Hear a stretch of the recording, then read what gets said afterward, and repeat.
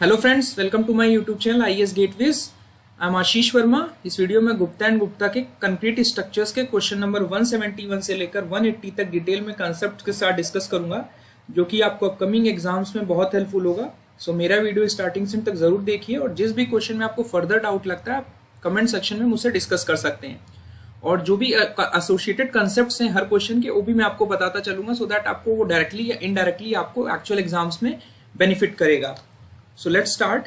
Question number 171 है, ये assertion reason का क्वेश्चन है, जिसमें जो असर्शन और रीजन है it is regarding rapid hardening cement के बारे में पूछा गया है। सो मैं रैपिड हार्डनिंग सीमेंट के बारे में आपको डिटेल में बता देता हूं। यहाँ पे नाम ही ये सजेस्ट कर रहा है कि ये सीमेंट जो है ये रैपिडली हार्डन होती है। हार्डनिंग का मतलब मैंने बताया था कि मैकेनिकल स्ट्रेंथ जो होगी गेन करने को प्रोसेस को हम हार्डनिंग बोलते हैं, ठीक है। और रैपिड का मतलब है कि हमारा जो इंग्रेडिएंट्स हैं सीमेंट के ऐसे हैं कि हमारी जो स्ट्रेंथ गेनिंग है वो जल्दी हो रही है। सो रैपिड हार्डनिंग सीमेंट के जो स्पेसिफिकेशंस हैं, जो प्रोसेसेस हैं, जो मैन्युफैक्चरिंग प्रोसेस है, वो हमारा IS 8041 से गवर्नड है, ठीक है। तो जो नॉर्मली हमारी सीमेंट में C3S होता है, जिसे हम ट्राई कैल्शियम सिलिकेट बोलते हैं, एलाइट बोलते हैं, जो कि नॉर्मली सीमेंट्स में 25 से लेकर 50% के बीच में होता है, और नॉर्मली हम 40% यूज करते हैं। अब ये बनता है कंपाउंड ड्यूरिंग क्लिंकरिंग प्रोसेस, और ये हमारा बेस्ट सीमेंटिंग मटेरियल होता है,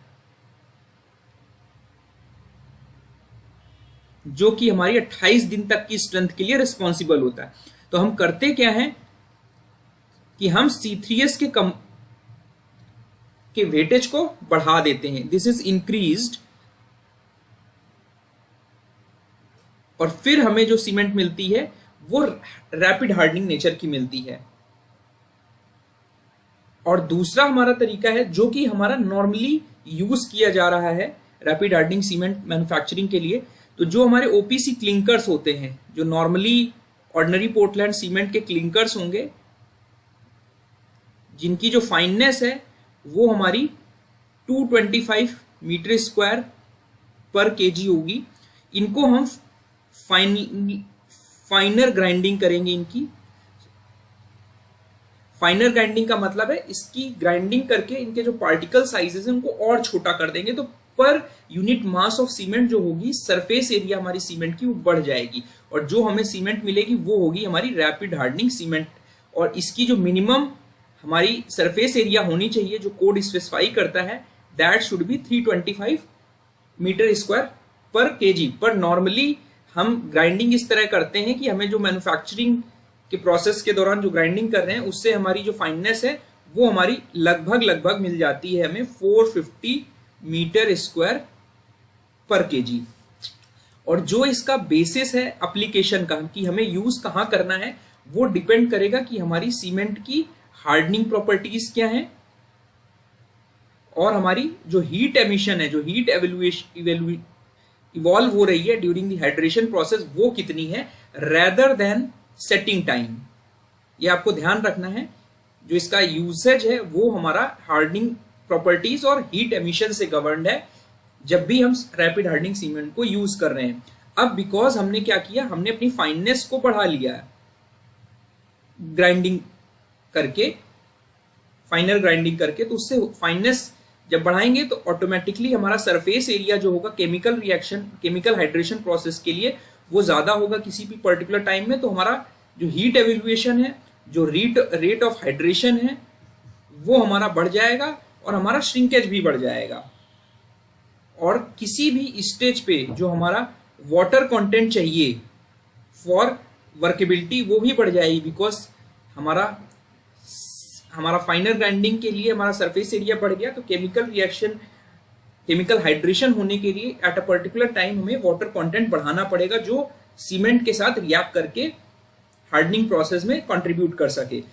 तो रैपिड हार्डनिंग सीमेंट पे बेस्ड ऑन एक्सपेरिमेंटल रिजल्ट्स देखा गया है कि जो रैपिड हार्डनिंग सीमेंट की 1 डे की स्ट्रेंथ है, एक दिन में जो स्ट्रेंथ मिल रही है, वो हमारी OPC जो ऑर्डिनरी पोर्टलैंड सीमेंट की 3 दिन की स्ट्रेंथ के बराबर होती है। और जो हमारी 3 डेज की स्ट्रेंथ होती है कंप्रेसिव स्ट्रेंथ, वो ओपीसी के 7 डेज की कंप्रेसिव स्ट्रेंथ के बराबर होती है। और जो रैपिड हार्डनिंग सीमेंट की जो कॉस्ट है वो अप्रोक्सीमेटली 10% ओपीसी की कॉस्ट से ज्यादा होती है। ठीक है, तो कॉस्ट में बहुत ज्यादा डिफरेंस नहीं है, ठीक है, बट इसकी जो ये प्रॉपर्टी है कि ये क्विकली मैच्योर कर जाती है सीमेंट जब भी हम इसको यूज करते हैं। इस वजह से जहां पर हमको रोड्स कंस्ट्रक्ट करनी है या रिपेयर करनी है, एक्चुअली रिपेयरिंग में काम आती है, रोड रिपेयर, रोड ब्रिजेस की रिपेयर में, जहां पर हमें लोड को शॉर्टर पीरियड में अप्लाई करना होता है। मींस हमने रिपेयर किया और उसके बाद जल्दी ही हमें लोड अप्लाई करना, मींस ट्रैफिक स्टार्ट हो जाएगा, तो वहां पर हम रैपिड हार्डनिंग सीमेंट यूज कर सकते हैं। तो इसका यूसेज जो है is indicated where rapid strength development is required to develop high early strength. Its 3 days strength equal to that of 7 days ordinary Portland cement. और ये देखा गया कि जो अल्टीमेट स्ट्रेंथ है, इनिशियल स्ट्रेंथ तो हायर होगी बट अल्टीमेट स्ट्रेंथ जो होगी वो सेम होगी और वो 2 to 3 मंथ्स में इक्वल हो जाती है ऑर्डिनरी पोर्टलैंड सीमेंट की। ठीक है, और मिनिमम फाइननेस 3250 सेंटीमीटर स्क्वायर पर ग्राम होगा, चाहे आप इसको 325 मीटर स्क्वायर पर केजी भी लिख सकते हैं। रेट ऑफ हीट एवोल्यूशन जो होगा, इवोल्यूशन वो हायर होगा ओपीसी में, बिकॉज हमने फाइननेस बढ़ा दी है, तो सरफेस एरिया हमारे पास ज्यादा अवेलेबल है केमिकल रिएक्शन के लिए, due to increase in C3S and C3A content and due to higher fineness, because C3S भी हम बढ़ा ही रहे हैं, ठीक है, और हमारी फाइननेस भी बढ़ रही है। ठीक है, इसका यूसेज का सिग्निफिकेंस कहाँ है कि जहां पर हमें कंक्रीट में फॉर्मा को जल्दी रिमूव करना होगा और फर्दर उसे रीयूज करना होगा, वहां पर इसकी जरूरत पड़ेगी इस टाइप की सीमेंट्स के लिए। ठीक है, where sufficient strength for further construction is wanted as quickly as practicable such as concrete blocks manufacturing, जहां पर हमें जल्दी जल्दी कंस्ट्रक्शन करना है। और for construction at low temperatures to prevent the frost damage of the capillary water, ये important चीज है कि फ्रॉस्ट रेजिस्टेंस हमारा इंप्रूव हो जाता है, बिकॉज यहां पर हमारे अर्ली स्ट्रेंथ डेवलपमेंट होता है सीमेंट का।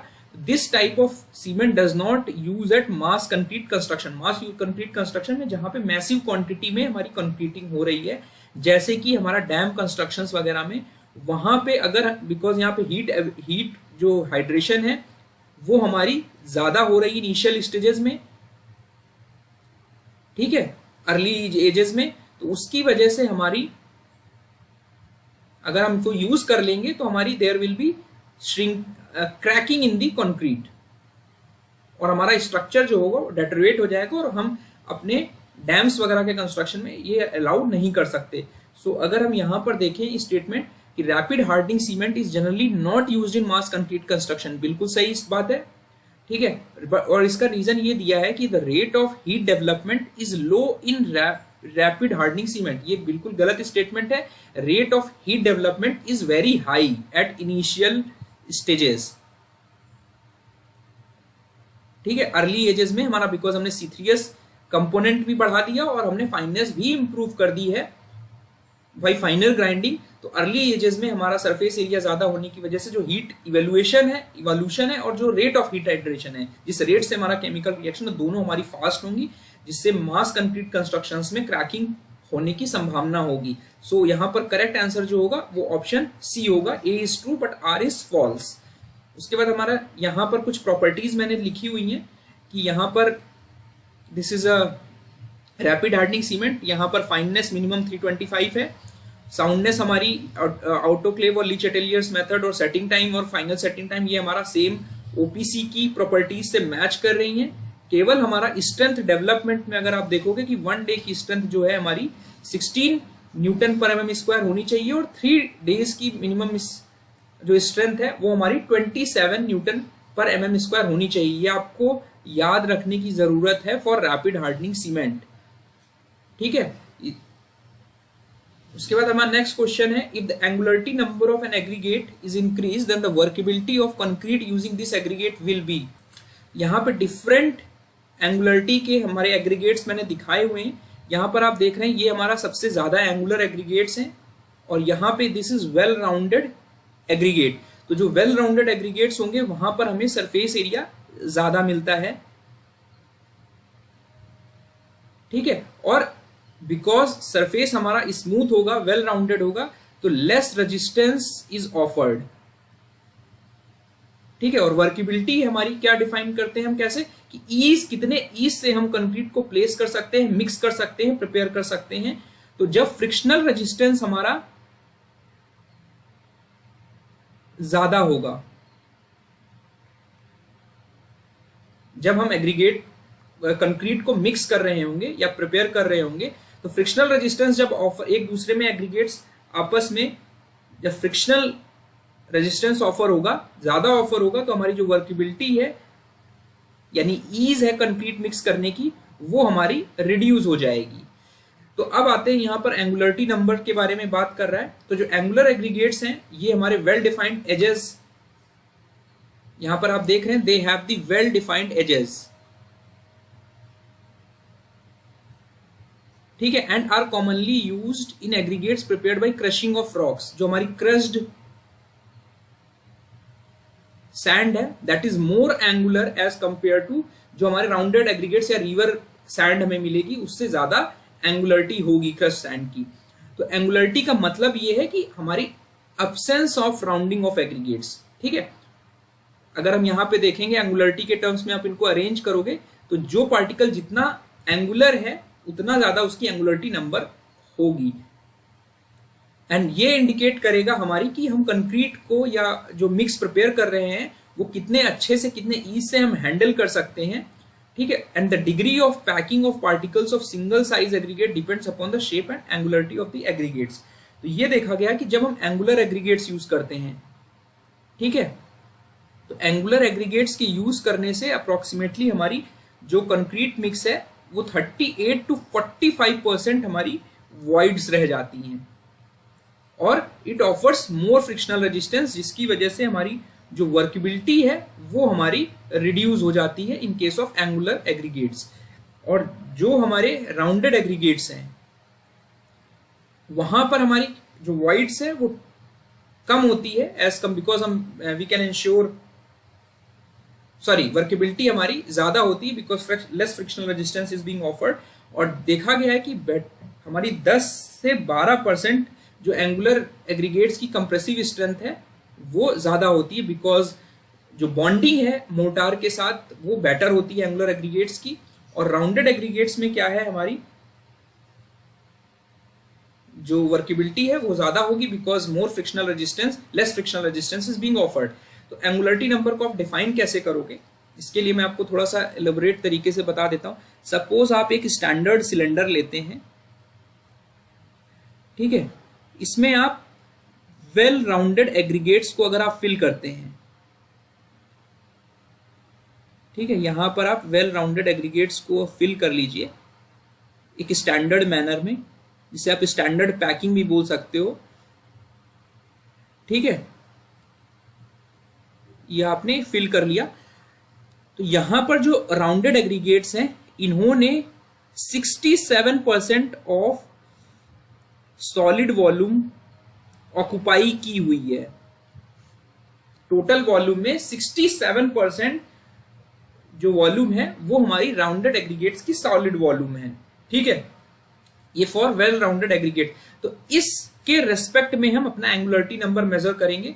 जो भी एग्रीगेट्स हमारे साइट पे अवेलेबल हैं, ठीक है, उनको आप इस फॉर्मूले से कैलकुलेट करेंगे 100W/CGS, जो ये स्पेसिफिक ग्रेविटी ऑफ एग्रीगेट्स है।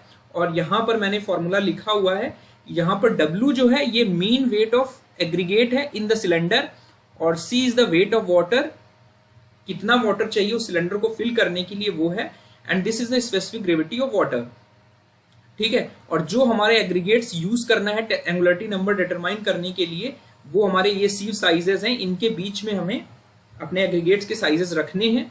और यहाँ पर टेस्ट प्रोसीजर दिया हुआ है।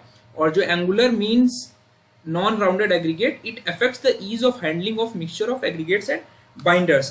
तो अब सपोज हमारे पास इसकी जो वैल्यू आई वो आई हमारी 64%। तो अगर आप देखोगे तो यू विल गेट 3%। तो इसका मतलब जो हमारा एंगुलरिटी नंबर है वो हमारा 3 है। इस 3 का मतलब ये है कि अगर यहाँ 67% सॉलिड वॉल्यूम था राउंडेड एग्रीगेट्स में, तो 33% हमारी वॉइड्स हैं। तो एंगुलरिटी नंबर ये इंडिकेट करता है कि excess of 33% volume of voids कितनी है। ठीक है, इसका मतलब जो हमारे पास एग्रीगेट एक्चुअली फील्ड में अवेलेबल है उसमें हमारा 33 प्लस 3 यानी 36% वॉइड्स हैं। बिकॉज जो हमारे standard rounded aggregate, well rounded aggregates हैं, जब आप उनकी प्रॉपर पैकिंग स्टैंडर्ड मैनर में कर रहे हैं तो वहां हमें 33% वॉइड्स मिल रही थी, और जो हमारे पास एग्रीगेट्स अवेलेबल हैं ग्राउंड में उनको जब आप स्टैंडर्ड टेस्ट प्रोसीजर से परफॉर्म करके जो वॉइड्स निकाल रहे हैं 3%, वही हमारा एंगुलरिटी नंबर है। और प्रैक्टिकली ये देखा गया है कि इसकी जो वैल्यू है वो 0 से लेकर 11 तक वेरी करती है। इसका मतलब हमारा एक्सेस ऑफ 33% का मतलब है कि 33% से लेकर हमारा 44% तक हमारे वॉइड्स जो होंगे वो वेरी करते हैं इन aggregates.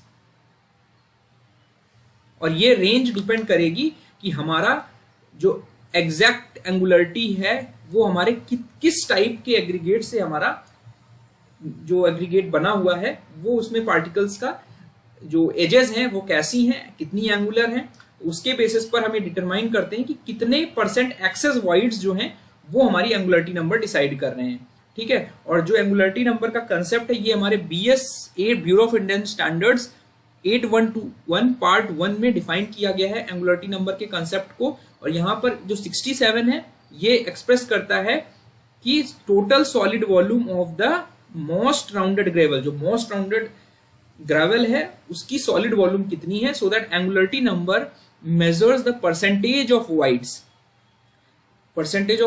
In excess of that in rounded gravels. ठीक है, जो कि 33% है, जो मैंने अभी एक्सप्लेन किया।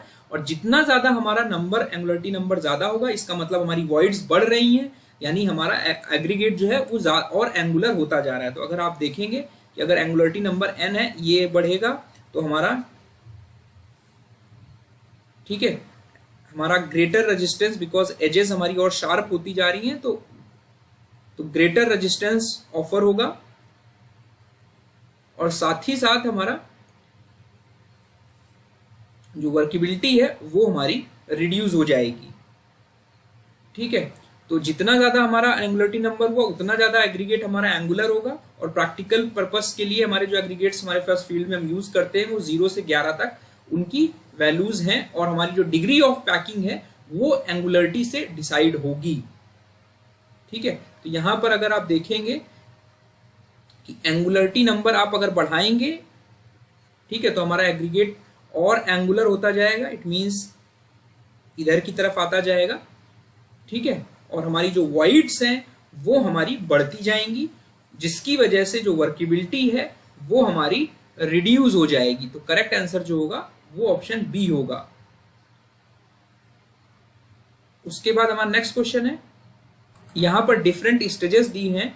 यहां पर पहला जो एग्रीगेट है this is oven dried aggregate. Oven dried aggregate में होगा क्या, जो हमारा सरफेस मॉइस्चर है और जो इंटरनल वॉइड्स हैं वो हमारी खाली है, मींस उसके अंदर कोई भी मॉइस्चर अवेलेबल नहीं है।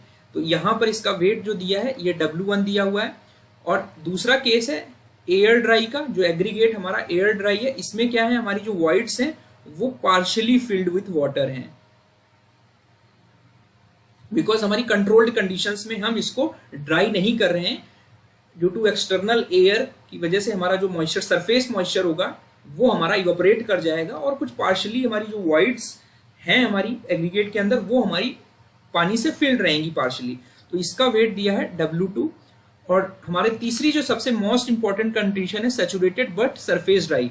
सैचुरेटेड बट सरफेस ड्राई का मतलब ये है कि हमारा जो सरफेस पार्ट है एग्रीगेट का वो हमारा ड्राई है, मींस उस पर कोई भी सरफेस मॉइस्चर अवेलेबल नहीं है।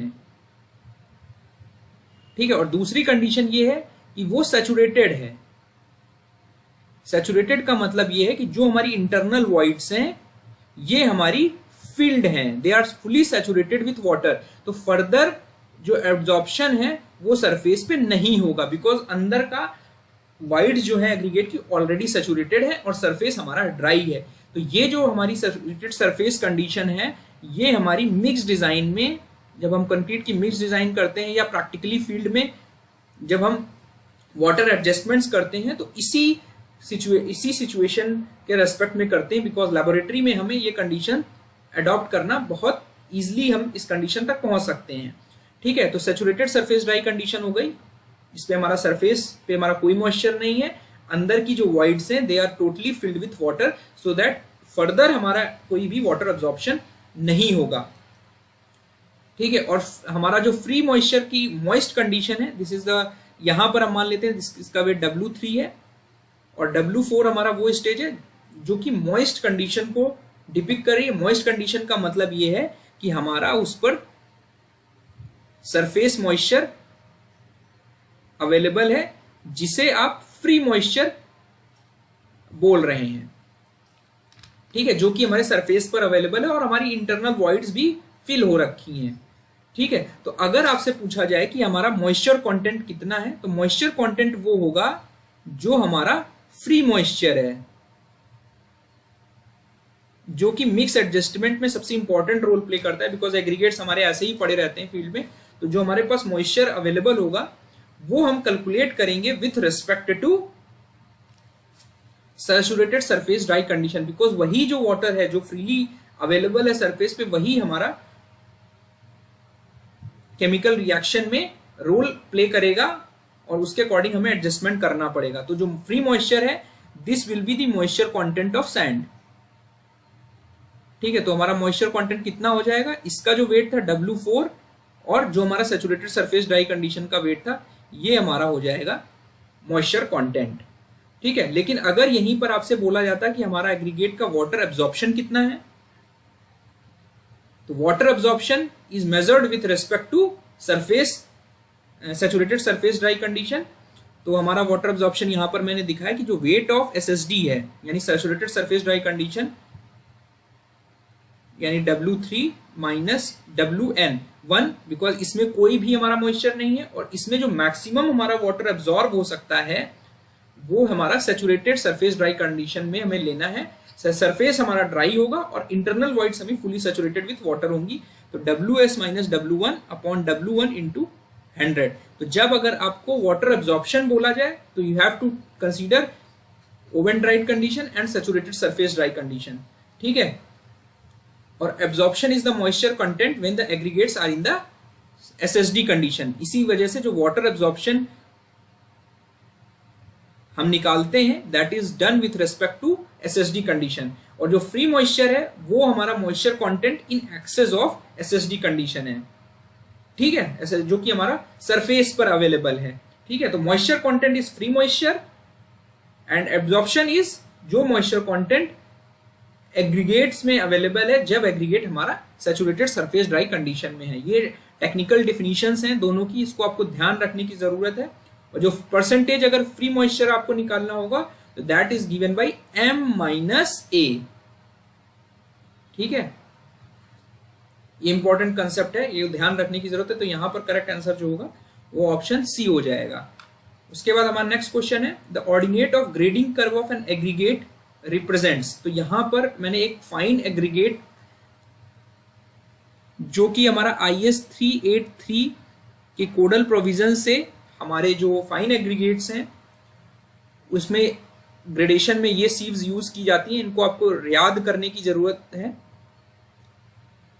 तो सीव एनालिसिस से हमारा जो रिजल्ट आएगा उसके बेसिस पर हम अपने फाइन एग्रीगेट्स को 4 जोन्स में बांट सकते हैं, जोन 1, जोन 2, जोन 3, जोन 4। ठीक है, अब आप देखो कि जैसे जैसे हमारा नीचे जा रहे हैं हमारा परसेंटेज जो पासिंग है वो रिड्यूस होता जा रहा है। ठीक है, तो डिपेंडिंग अपॉन कितना परसेंटेज पासिंग डिफरेंट सीव्स में हो रहा है, उनकी रेंजेस के अकॉर्डिंग हमारे कोड ने हमारी फाइन एग्रीगेट्स को 4 जोन्स में डिवाइड किया हुआ है। और जब सीव एनालिसिस परफॉर्म करते हैं इन एग्रीगेट्स पे, तो सीव एनालिसिस का जो पार्टिकल साइज डिस्ट्रीब्यूशन है वो हमारा IS 2386 पार्ट 1 से गवर्नड है। ठीक है, जिसमें हमारा एक्स एक्सिस, जिसे आप अब्सीसा बोलते हो, अब्सीसा में हमारा पार्टिकल साइज रहेगा। पार्टिकल साइज का मतलब है हमारा जो सीव साइज रहेगा।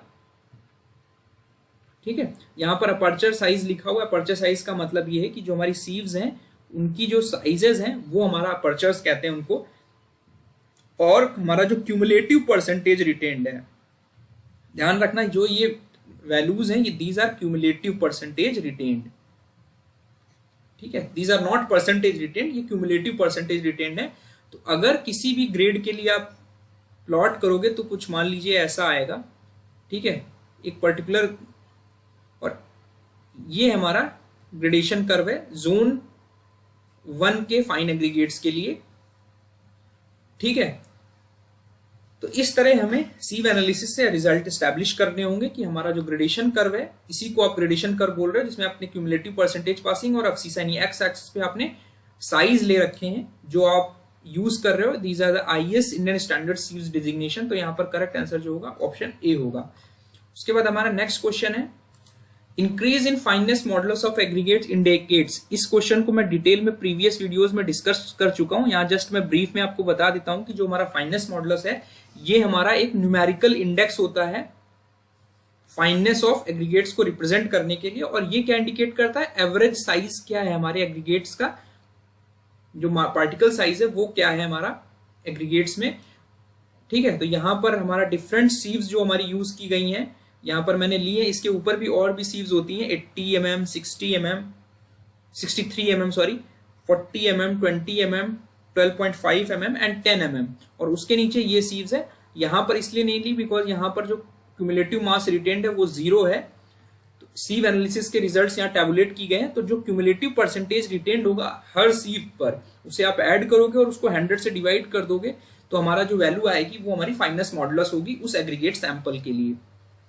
तो इसका मतलब ये हुआ अगर 2.96 है तो आप जो हमारा पैन है, जो नीचे वाला पैन है, उसके ऊपर जितनी भी सीव्स रखी हुई हैं आप इसे काउंट करोगे, फर्स्ट सीव, सेकेंड सीव, थर्ड सीव। तो ये अप्रोक्सीमेटली थर्ड सीव जो होगी विच इज 600 माइक्रोन। तो यहाँ पे ये इंडिकेट कर रहा है कि जो हमारा एवरेज साइज है एग्रीगेट्स का, इस सैंपल एग्रीगेट का, वो एवरेज साइज 600 माइक्रोन है, ठीक है।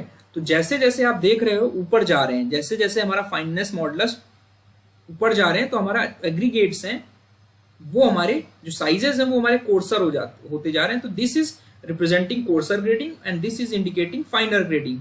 तो ऊपर जब हम जा रहे हैं तो इसका मतलब हमारा फाइननेस मॉडुलस बढ़ रहा है और हमारी कोर्सर ग्रेडिंग जो हो रही है वो हमारी कोर्सर ग्रेडिंग यानी बड़े साइज के पार्टिकल्स, हमारे एवरेज साइज ऑफ पार्टिकल जो हैं वो हमारे बड़े हैं यानी कोर्सर ग्रेडिंग के हैं। तो करेक्ट आंसर ऑप्शन बी होगा। डिटेल डिस्कशन जो मैंने किया था फाइननेस मॉडुलस का उसे आप प्रीवियस वीडियोस से रेफर कर सकते हो।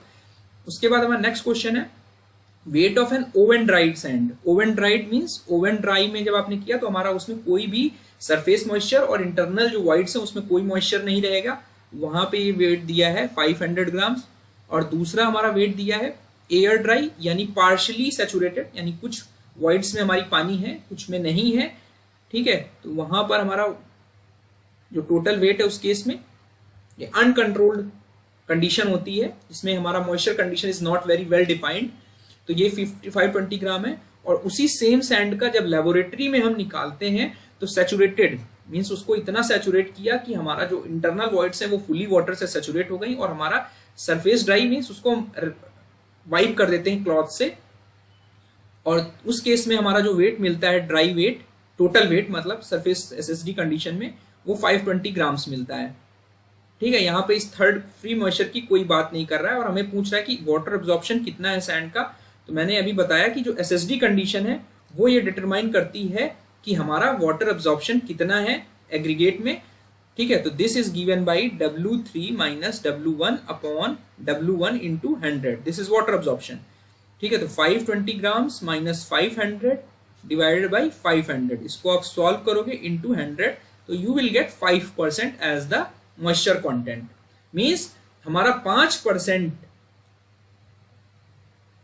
पानी जो है वो हमारा एग्रीगेट्स एब्जॉर्ब कर सकते हैं टू रीच एसएसडी कंडीशन। तो करेक्ट आंसर जो होगा ऑप्शन डी होगा। इसी एसएसडी कंडीशंस के करस्पॉन्डिंग जो हमें वाटर एब्जॉर्प्शन मिल रहा है उसका यूज हम मिक्स डिजाइन के वाटर एडजस्टमेंट्स में करते हैं। उसके बाद हमारा नेक्स्ट क्वेश्चन है this is regarding the soundness test of a cement. तो यहां पर साउंडनेस का मतलब ये है कि हमारी जो वॉल्यूम चेंज है सीमेंट की ड्यूरिंग द सेटिंग प्रोसेस वो हमारी कितनी है। अगर हमारी जो वॉल्यूम चेंज जो हो रही है during the setting of cement वो ज्यादा होगी तो हमारी वो सीमेंट एक लिमिट के बाद उसे अनसाउंड सीमेंट कहेंगे। तो सबसे पहले जो कंपाउंड्स रिस्पॉन्सिबल हैं वॉल्यूम चेंज के लिए उसके लिए मैं थोड़ा सा आपको ब्रीफ कर देता हूँ। हमारे पास दो कंपाउंड्स हमारे सीमेंट में यूज किए जाते हैं, जिसमें पहला कंपाउंड है मैग्नीशियम ऑक्साइड, जिसे आप मैग्नीशिया बोलते हैं,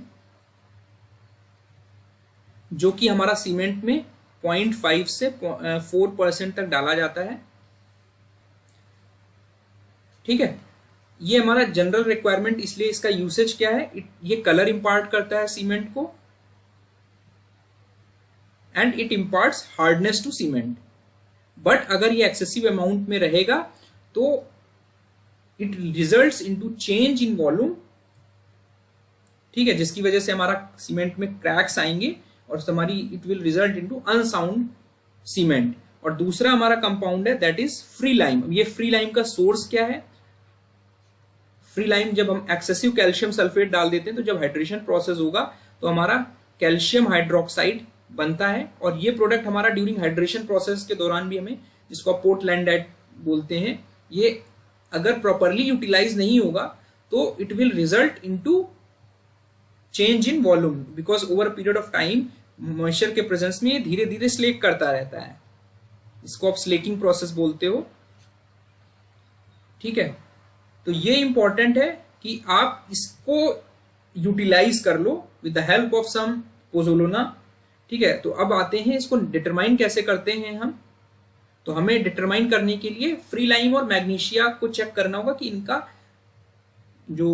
इनकी वजह से जो हमारा वॉल्यूम चेंज हो रहा है वो कितना हो रहा है। तो उसको मेजर करने के लिए हम साउंडनेस टेस्ट परफॉर्म करते हैं, और जो हमारे आईएएस कोड्स हैं वो हमारे दो टेस्ट सजेस्ट करते हैं। पहला हमारा टेस्ट है ली चेटेलियर मेथड और दूसरा हमारा मेथड है ऑटोक्लेव। ऑटोक्लेव मेथड अभी मैं यहाँ पर डिस्कस नहीं कर रहा हूँ। ली चेटेलियर मेथड में हम ये अपरेटस यूज करते हैं जिसमें हमारी ग्लास प्लेट्स रहती हैं। This is a cylindrical apparatus जिसमें एक रॉड्स हमारी फिक्स है, जिसकी सेंटर लाइन से हमारी जो लेंथ होगी वो हमारी 165 mm होगी, और जो हमारे यहाँ पर गैप आपको दिख रहा है ये gap is limited to 0.5 mm। ठीक है, these are called indicator arms. ठीक है, इंडिकेटर आर्म्स, और यही हम एक्सपेंशन मेजर करते हैं ड्यूरिंग द मेजरमेंट प्रोसेस। तो लेते क्या है, सबसे पहले हम सीमेंट गेजिंग करते हैं। सीमेंट लेंगे, कितना लेंगे, 100 ग्राम्स लेंगे, और इसमें पानी कितना मिलाना है, ये सबसे इंपॉर्टेंट इस टेस्ट की खास बात ये है कि अगर ये मान लेते हैं कि हमारा P परसेंटेज ऑफ वाटर जो है इससे हमारी स्टैंडर्ड कंसिस्टेंसी मिल रही है। ठीक है, तो मान लेते हैं कि वो 30% है, तो हमें इस 30% का मतलब हमें वाटर कितना चाहिए होगा, 30 ग्राम्स। तो आपको इतना पानी नहीं डालना, you have to take 0.78 P, यानी इसके करस्पॉन्डिंग जो हमारा वाटर आ रहा है उसका 78% आपको इसमें पानी डालना है। तो इसका 78% आप लोगे तो यू विल गेट 23.40 ग्राम। तो सीमेंट के साथ आप 23.4 ग्राम वाटर मिक्स करके सीमेंट पेस्ट प्रिपेयर करोगे। उस सीमेंट पेस्ट को आप इस मोल्ड में फिल कर दोगे, और दोनों तरफ से हमारा ग्लास प्लेट से कवर रहेगा, और एक स्टैंडर्ड कुछ वेट आप इस पे रख देते हो और इसको सबमर्ज कर देते हैं पानी में। ऊपर से इस ग्लास के ऊपर सर्टेन वेट रख के, ये एक वेट दिया हुआ है, इसको आप इसके ऊपर ग्लास रखोगे और इसको वेट के ऊपर रखकर इसको पानी में सबमर्ज कर दोगे। और पानी का जो टेम्परेचर आपको रखना है 27 से 32 डिग्री सेल्सियस रखना है फॉर 24 आवर्स। 24 घंटे के बाद इसको आप निकालोगे, और इसके बीच में जो गैप है इसको आप मेजर करोगे। इसको मान लेते हैं कि वो L1 आएगा। L1 के मेजर करने के बाद इसको वापस से पानी में सबमर्ज करोगे और बॉयल करोगे। 3 घंटे के लिए पानी को बॉयल करने के बाद आप फर्दर फिर उसको कूल करोगे। ठंडा होने के बाद उसका फिर से आप इन दोनों के बीच में जो हमारे इंडिकेटर आर्म्स हैं उनके बीच में गैप मेजर करोगे, तो हमारा L2 आएगा। तो जो L2 माइनस L1 जो होगा ये हमारा साउंडनेस ऑफ सीमेंट को रिप्रेजेंट करेगा। ठीक है, जो कि हमारा एक तरीके से, बिकॉज जो भी सीमेंट है वो हमारी एक्सपैंड करेगी। जब एक्सपैंड करेगी तो इन दोनों इंडिकेटिंग आर्म्स के बीच में जो गैप है वो हमारा बढ़ेगा, जो कि ये डिटरमाइन करेगा कि हमारी सीमेंट कितना, जो क्वांटम ऑफ वॉल्यूम चेंज है वो कितना है। ठीक है, तो this is very important test for the usage of cement. तो ये देखा गया है कि जो ओपीसी रैपिड हार्डनिंग सीमेंट है, पीपीसी है, तो उसमें केस में हमारा साउंडनेस टेस्ट जो उसके अकॉर्डिंग लीच एटेलियर्स मेथड के अकॉर्डिंग ये हमारा 10 mm से कम होना चाहिए। और in case of high alumina cement और सुपर सल्फेटेड सीमेंट्स के केस में ये हमारा 5 mm से कम होना चाहिए। ये इंपॉर्टेंट पॉइंट है, इसको आपको याद रखने की जरूरत है। और इन केस ऑफ ऑटोक्लेव के टर्म्स में जाते हैं तो वहां पर हम एक्सपेंशन परसेंटेज के टर्म्स में लिखते हैं। वहां पर ये लिमिट जो ऑटोक्लेव मेथड से दी गई है साउंडनेस के लिए, वो हमारा 0.8% तक एक्सपेंशन अलाउड है, चेंज इन वॉल्यूम अलाउड है, जिसका आप यूज कर सकते हो। सो जब ये टेस्ट परफॉर्म कर रहे हैं तो ये हमारा केवल इंडिकेट कर रहा है कि हमारा फ्री लाइम कितना है। ठीक है, बहुत फ्री लाइम एंड मैग्नीशिया जो है ये हमारा ऑटोक्लेव मेथड में से पता चलता है। जो एक्सपेंशन, जो वॉल्यूम चेंज हो रहा है, बिकॉज ये जो टेस्ट है बहुत शॉर्ट ड्यूरेशन टेस्ट है, तो उसमें केवल हमारा फ्री लाइम कितना है यही पता चल पाता है। मींस फ्री लाइम की वजह से जो वॉल्यूम चेंज हो रही है सीमेंट में, वही इस टेस्ट से हम निकाल पाते हैं। ठीक है, और फ्री लाइम के बहुत सारे रीजंस हैं, बिकॉज अगर हमारा हाइड्रेशन प्रोसेस होगा तो प्रॉपर हाइड्रेशन ना होने की वजह से हमारा जो हाइड्रोक्साइड बन रहा है, कैल्शियम हाइड्रोक्साइड, वो प्रॉपरली अनरिएक्टेड रह जाता है। तो ये इंश्योर करना बहुत जरूरी कि हमारा फ्री लाइम एक्सेसिव अमाउंट में ना हो, अदरवाइज वो over a period of time slaking करके वॉल्यूम चेंज में कंट्रीब्यूट करेगा और ड्यूरेबिलिटी को हैम्पर करेगा। करेक्ट आंसर जहां पे ऑप्शन ए होगा। उसके बाद हमारा नेक्स्ट क्वेश्चन है maximum permissible limit of magnesia content in OPC. तो अभी मैंने एक्सप्लेन किया, जनरली हम 0.5 से 0.4% या 3% तक रखते हैं। अलग अलग बुक में आपको लिमिट्स अलग अलग मिलेंगी। तो हमारे जो मेजर कंस्टेंट्स हैं लाइम, सिलिका, एल्यूमिना है, these are the auxiliary compounds, जिसे मैग्नीशिया हमारा हार्डनेस और कलर के लिए हमें डालना होता है सीमेंट में। तो जो आईएस कोड है उसने हमारी लिमिट्स दी हुई हैं कि मैग्नीशिया को आप मैक्सिमम लिमिट जो है वो 6% तक आप रख सकते हो। जो लॉस ऑन इग्निशन है वो हमारा 5% मैक्सिमम लिमिट है। Sulphuric anhydride percentage by mass 3% है। एंड इनसॉल्युबल मटेरियल हमारा x + 4 × 100 - x / 100, where x is the declared percentage of fly ash in the given Portland pozzolana cement. जो भी आप पोर्टलैंड पोजुलोना में अगर 10 से 25% फ्लाई एश डाल रहे हैं तो वो वैल्यू आप सब्स्टिट्यूट करेंगे, उसके बेसिस पर इनसॉल्युबल मटेरियल कितना अलाउड है सीमेंट में आप वो निकाल सकते हो। तो यहाँ पर मैग्नीशिया के लिए पूछ रहा है, तो हमारा करेक्ट आंसर जो होगा वो ऑप्शन सी होगा, ऑप्शन बी होगा, सॉरी, दिस इज 6%। ठीक है, उसके बाद हमारा नेक्स्ट क्वेश्चन है minimum 7 days strength ordinary Portland cement और पोर्टलैंड पोजुलोना सीमेंट के बारे में पूछ रहा है। सो ओपीसी के केस में जो हमारी 3 days की स्ट्रेंथ है वो हमारी 50% ऑफ कंप्रेसिव स्ट्रेंथ जो 28 days में मिलती है, और जो हमारी 7 days की जो स्ट्रेंथ है दैट इज अप्रोक्सीमेटली 67%, यानी 2/3 ऑफ जो हमारी कंप्रेसिव स्ट्रेंथ है 28 days में। तो यहाँ पर मैंने केमिकल प्रॉपर्टीज जो है, फिजिकल प्रॉपर्टीज जो है ओपीसी सीमेंट की क्लासीफाई की हुई है। Different grades of OPC cement जो अभी अवेलेबल है मार्केट में, 33 ग्रेड, 43 ग्रेड, 53 ग्रेड, और ये इनके आईएस कोड्स हैं जिनकी उनकी स्पेसिफिकेशंस स्पेसिफाई हैं। तीनों की आपकी फाइननेस, साउंडनेस की लिमिट्स और initial setting time 30 minutes minimum और maximum final setting time 600 is same for all 3 grades of OPC cement. But difference क्या है, जो 33 ग्रेड सीमेंट है दिस इज, इसमें जो नंबर इंडिकेट कर रहा है this is 28 days compressive strength, minimum 28 days compressive strength है। तो अगर आप 7 days की आपको पूछ रहा है तो आप simply take it as 2/3 of total value, तो आप इसका 2/3 करोगे तो 7 days की स्ट्रेंथ मिलेगी, अप्रोक्सीमेटली 22 Nm/mm² मिलेगी। ठीक है, तो यहाँ पर ऑप्शंस के अकॉर्डिंग आपको आंसर करना है। तो यहाँ पर ओपीसी 33 की बात कर रहा है, ऑप्शंस अगर आप देखोगे उसके अकॉर्डिंग आप डिसाइड कर लोगे कि किस ग्रेड का सीमेंट की बात कर रहा है। तो यहाँ पर दो ऑप्शंस हैं 21.5 के, और जो हमारे पोर्टलैंड पोजुलोना सीमेंट, इसके बारे में थोड़ा सा ब्रीफ में डिस्कस कर लेता हूँ। जो हमारी पोर्टलैंड पोजुलोना सीमेंट है जिसे आप पीपीसी बोलते हैं, ये हमारी IS 1489 पार्ट 1 के स्पेसिफिकेशन से गवर्न है, जिसका जो मैन्युफैक्चरिंग प्रोसेस, इसमें क्या करेंगे आप पोर्टलैंड सीमेंट के क्लिंकर्स लेंगे और इसमें पोजुलोना मिक्स कर लेंगे। ठीक है, इसमें ये इंश्योर करना है कि जो पोजुलोना है ये यूनिफॉर्मली ब्लेंड किया जा रहा है, और पोजोलोना हमारा जनरली 10 to 25% फ्लाई ऐश के फॉर्म में यूज किया जाता है। इसमें आप कैल्साइंड क्ले भी यूज कर सकते हो। ठीक है, इसको फिर हम फाइनली ग्राइंड कर देते हैं यूनिफॉर्म तरीके से, तो जो सीमेंट बनती है this is Portland pozzolana cement. अब पोजोलोना में जो पोजोलोनिक एक्शन होता है जिसके बारे में मैंने डिटेल में प्रीवियस वीडियोस में भी बात किया था, तो जो पोजोलोनिक एक्टिविटी होती है जिसमें हमारा, बिकॉज ये हमारा इनिशियली इनएक्टिव मटेरियल होता है, मत मीन्स इसमें there is no cementing properties, but होगा क्या, जब हाइड्रेशन प्रोसेस हो रहा होगा तो हमारा जो कैल्शियम हाइड्रोक्साइड के साथ ये पोजोलोना रिएक्ट करके, यानी SiO2 मान लेते हैं पोजोलोना को, रिएक्ट करके एक कंपाउंड बनाता है जिसकी CS जेल के कंपेरेबल सीमेंटिंग प्रॉपर्टीज होती हैं, जो कि फर्दर हार्डनिंग प्रोसेस यानी स्ट्रेंथ कंट्रीब्यूशन में वो हेल्प करता है। तो इनिशियली ये रिएक्शन बहुत स्लो होगा, but over a period of time ये हमारा रिएक्शन कंपनसेट हो जाता है, मींस अल्टीमेट स्ट्रेंथ हमारी सेम आती है।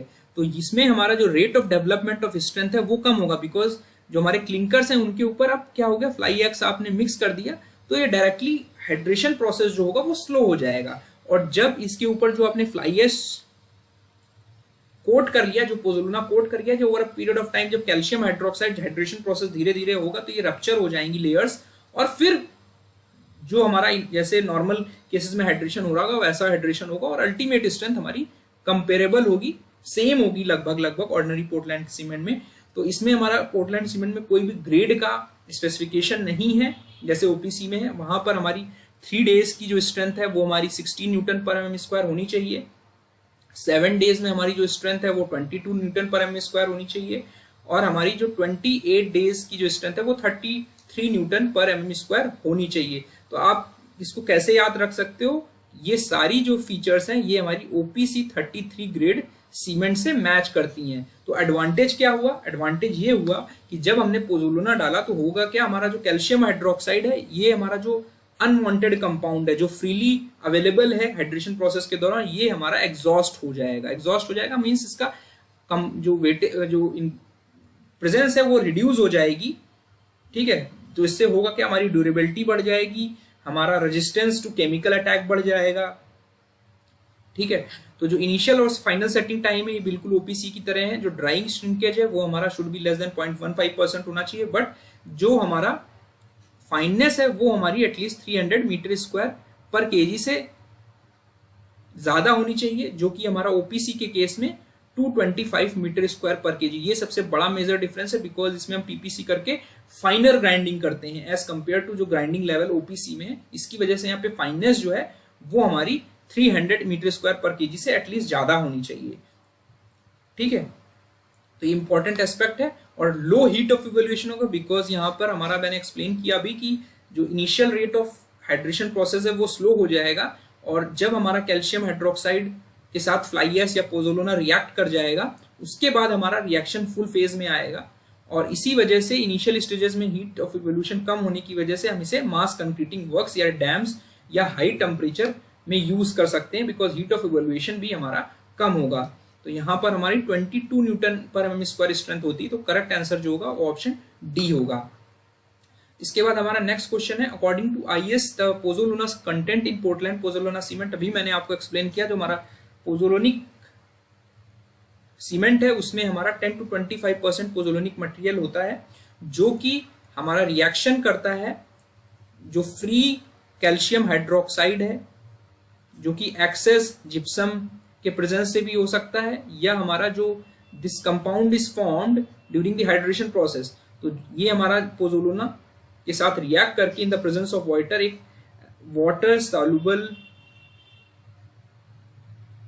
हाइड्रोसिलिकेट कंपाउंड बनाता है, जिसकी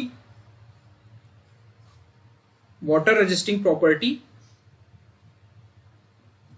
जिससे जो पोर्टलैंड पोजोलोना सीमेंट है उसकी वाटर रेजिस्टिंग प्रॉपर्टीज जो होंगी वो बेटर हो जाती हैं, और हमारा रेजिस्टेंस टू केमिकल अटैक जो होगा पोर्टलैंड पोजोलोना सीमेंट का वो ज्यादा हो जाएगा। और इसी वजह से हम इस पोर्टलैंड पोजोलोना सीमेंट को मराइन वर्क्स में यूज कर सकते हैं, बिकॉज हमारा calcium hydroxide is totally exhausted, ठीक है। जो हमारा कैल्शियम हाइड्रोक्साइड नहीं रहेगा तो हमारा रेजिस्टेंस जो होगा वो बढ़ जाएगा। सो हम इसे मैराइन वर्क्स में यूज कर सकते हैं, ठीक है, और हमारा वाटर रेजिस्टिंग प्रॉपर्टीज भी बेटर होंगी। तो यहाँ पर करेक्ट आंसर ऑप्शन ए होगा। आई होप मेरा वीडियो आपको पसंद आया होगा। इस तरह की वीडियोस में फर्दर बनाता रहूंगा। Thank you.